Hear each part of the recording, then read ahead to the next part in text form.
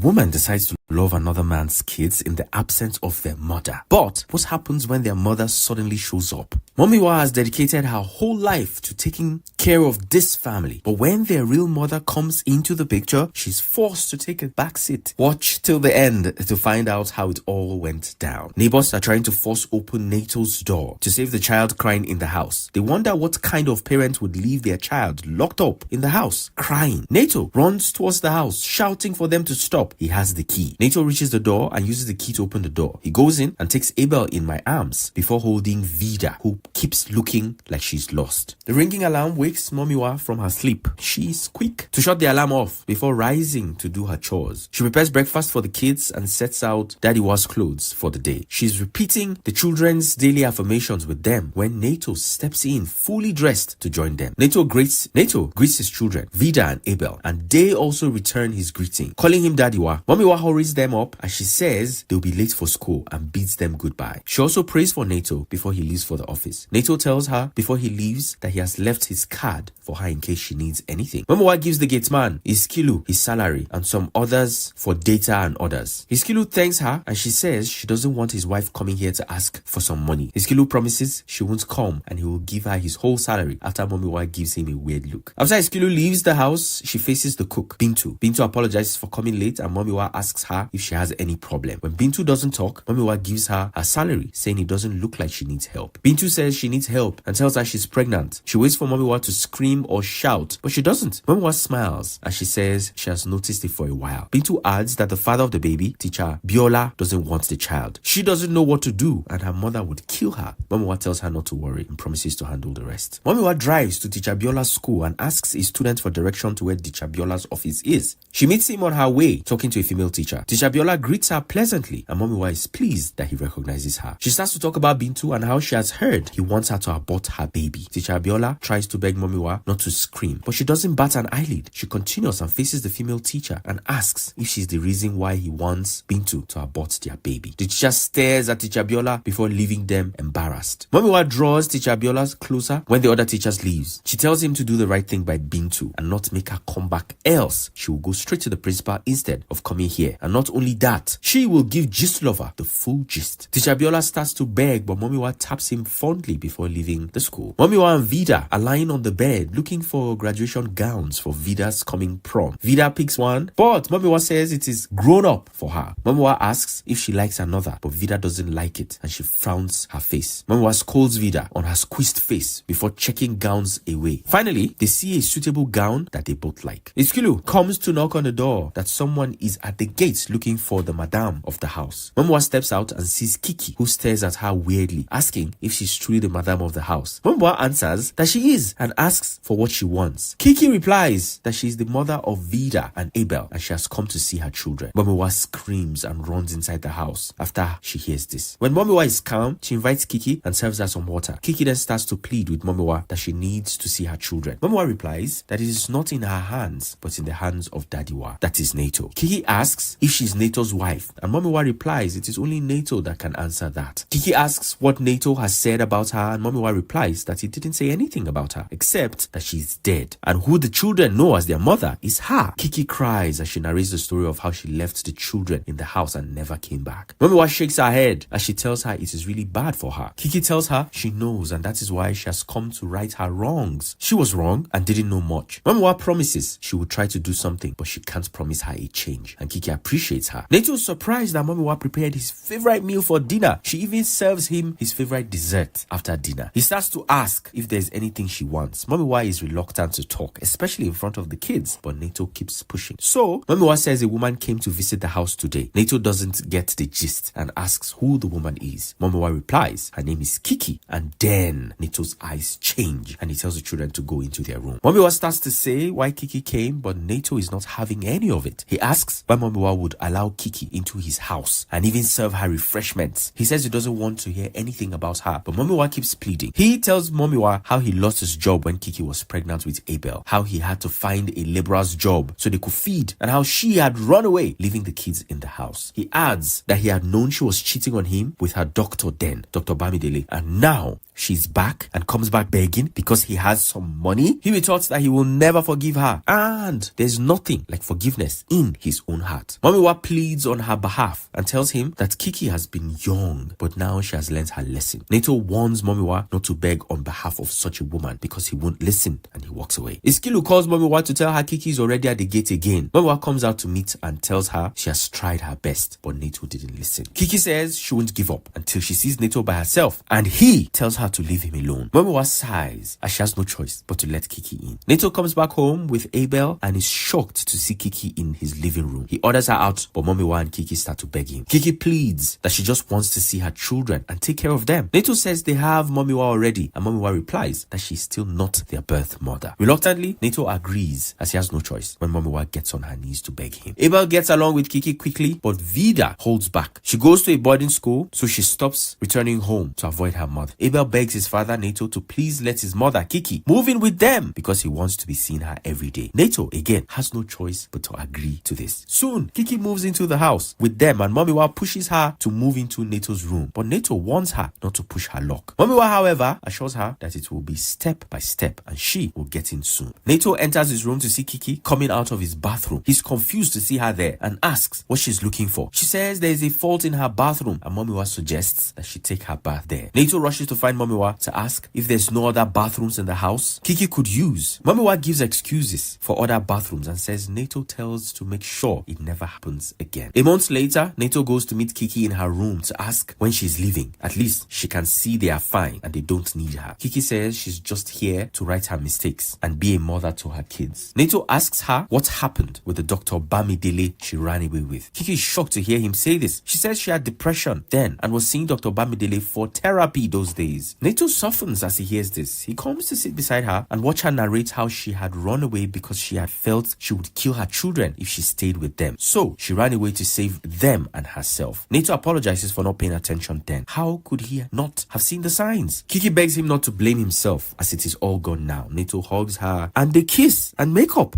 Kiki moves into Neto's room to the excitement of MOMIWA and Bintu. Kiki had won them over with her niceness and assistance in the house. They help her pack her boxes into the room and MOMIWA comments on how she's fully back and now the madam of the house. It is unexpected the turn Kiki takes as soon as her place is secured in Neto's house. She starts with Iskilu. He wants to pass some information to MOMIWA, but Kiki refuses. She's now the madam of the house and everything must be reported to her. Iskilu insists he has to talk to MOMIWA and Kiki refuses to give him the chance. He goes away saying he would rather keep the information to himself. Then she follows up with MOMIWA. She tells MOMIWA to stop calling her by name and starts addressing her as ma'am. She also sent her on an errand to the market. Bintu, who is in the kitchen with them, chooses to go in place of MOMIWA. Kiki shuts her up and wants her never to join her discussion when she's not asked. MOMIWA smiles and tells Bintu not to bother as she will go alone. Kiki finally confronts MOMIWA about leaving her house. MOMIWA is shocked at her request and says she only came a few months ago. She can't just expect her to leave her family easily. Kiki replies that this is her own family and she needs to go and build her own family. Though she appreciates her efforts in taking care of her children and helping her back into their lives, she needs to leave them. MOMIWA begs Kiki to reconsider as Neto and the kids are the only family she has and she's not even competing with her. Kiki says she's competing. She doesn't know the exact role she plays in Neto's life and she needs to leave. MOMIWA wipes her tears and tells Kiki she's not leaving. She should do her worst. Kiki laughs at this and promises to show MOMIWA shege. Kiki definitely shows MOMIWA as she calls the police to come pick MOMIWA for stealing. MOMIWA begs and screams for Kiki, but she doesn't listen. Neto comes back home confused as to where MOMIWA could have gone. He keeps calling her number, but she doesn't pick. Later, he starts saying switched off. Kiki says MOMIWA told her she's leaving to take care of some family emergency and didn't say she will be back. Neto is more confused because MOMIWA had never mentioned family ever since she stayed with them, and now she suddenly has one. Neto calls the police to look into MOMIWA's disappearance for him. The police didn't do much as they say she had left willingly, and Kiki even says she had left a note, so there's no need to search for someone who isn't missing. Kiki gets irritated at the way everyone is incompetent in the house without MOMIWA. She shouts at the kids, especially Vida, who starts crying that her pad had finished and it is MOMIWA who used to get it for her. Neto wants her not to shout at his kids, but Kiki says he's been raising dollars as kids. Neto leaves the house to go to the pharmacy. He wants to get pads for Vida. He gets confused when he sees different brands of pads and decides to consult the pharmacist. He sees Dr. Bamidele at the counter and greets him presently. Dr. Bamidele is shocked to see him, greeting him pleasantly. Neto frowns at Dr. Bamidele's statement and tells him his wife already told him what happened between them. Dr. Bamidele is rather shocked to hear that Kiki is back in Lagos. Nato rushes home to confront Kiki. He asks about what she said about her and Dr. Bamidele earlier, and she agrees it is true. Nato tells her he had just seen Dr. Bamidele at the pharmacy and he had told him that she ran away to Abuja and she didn't have any depression. It is only when she had seen him in the news and his wealth she had run away from Dr. Bamidele too. Kiki doesn't bother to deny it. She asks if she ever had Nato for money when she came, and Nato asks if she ever had refused when he gives her money. They get into an argument and Kiki slips that Nato should pray MOMIWA doesn't end up in prison. Nato tells her to start talking about what she had done to MOMIWA. Kiki tells Nato what she had done, and Nato remembers how he takes his children to the site he's walking in since he had nobody to look after them until MOMIWA had seen them and decided that they stay in her shop anytime he's at work. Nato remembers thanking her and asking for her name, then realizing they are from the same tribe. From there, MOMIWA starts to take care of his children and live with them. He gets a better job and begs MOMIWA to come with him as his children and him are already attached to her. There, it has been like that since. Nato tells Kiki she's going to tell him all she knows about MOMIWA's whereabouts and leave his house. Kiki agrees to this, but unfortunately, Nato can't find MOMIWA. MOMIWA sends Vida the graduation gown they picked earlier, and Nato rushes to the store to see if he can locate MOMIWA there. The receptionist at the store is reluctant to help him, and Nato promises to give her money. The receptionist proves to be of no help when she stares at the note and says the woman didn't leave any of her details. It is Vida's graduation day, and Nato is trying to beg the sulky Vida to cheer up. Vida keeps saying she wants MOMIWA as they had planned this day earlier. Nato begs not to think too much of it as MOMIWA had sent a dress, meaning she's thinking of her too. Vida hesitantly agrees to go with her father's preparation for her, and Nato leaves the room so she can get dressed. Nato is sitting in the living room when a makeup artist and a photographer come in, led by MOMIWA. Nato screams for Vida to come as MOMIWA is already here. They happily take pictures together before they go to the party. MOMIWA thanks Nato for taking her in as part of his family. He had even made his children hers. Vida comes to their table to tell them that her friends think they are married and maybe they should even get married. MOMIWA laughs and tells Vida to go on and enjoy her party. But Nato stares at MOMIWA admiringly before asking her what she thinks about them.